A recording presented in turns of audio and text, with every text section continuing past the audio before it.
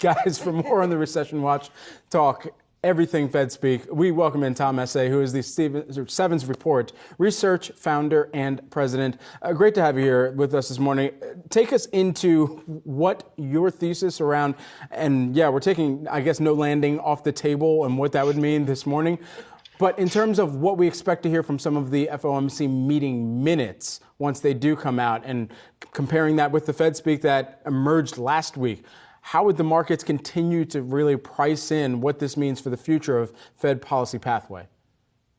Good morning, and thank you very much for having me. I think that throughout the past 14 months, really since the start of 2022, we've seen a very consistent pattern where the market takes some data that is sort of favorable towards the Fed easing off rate hikes, and then extrapolates it out to be a looming change in policy. And we came up with buzzwords like pivot last year, and then late last year and early this year, it was the Fed pause, not a pivot, but a pause.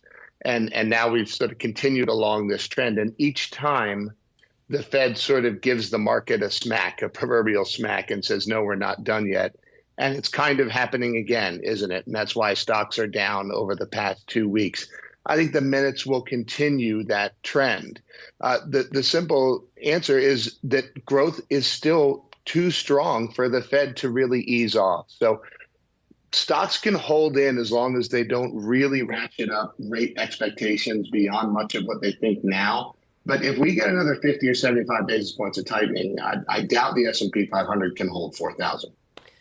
And is that what's going to happen, do you think, Tom? And do you think, as we've been talking about, that the Fed is going to push what otherwise looks like a relatively strong economy into recession? Yes, I do. And again, this may be my experience of having gone through this in my career twice in the early 2000s, and then again in 07 and then 08 and 09. When the Fed can put the economy into recession, I think what's happening right now is that everybody is finding out that the economy is stronger than everybody thought, right? And whether it's the employment data, whether it's the PMI data, sure, we've seen a bit of a lull, but it's still quite resilient. And that means the Fed has to keep going. Will it go too far? Yes, it always goes too far. I mean, all except 1994. So I would prefer to bat with the averages, right, rather than the one-off. And so, as we're going to be watching closely to see how every part of the economy also braces itself. I mean, because it seems like we've been bracing ourselves for some type of impact for, the past 9 months at this point in time. Where does this really start to show up in some of the data? And has it already shown up in some of the data in terms of the impact of the Fed's policy and early signs of what we could deem early signs of a recession? Yeah, I think the consumer spending data is really the key, right? Because we're going to see a sort of a gradual decline. Employment is the focus, right? Because the Fed's made it the focus. But it's the biggest lagging indicator we have. And I mean, just think about this like practically, right? If you're hiring people, or I'm sorry, if you employ people, the last thing you do is fire them, right? And you only do that after a business is already turned down. You don't preemptively fire people on the idea that things might go down and then all of a sudden find yourself in a lurch when they don't, right?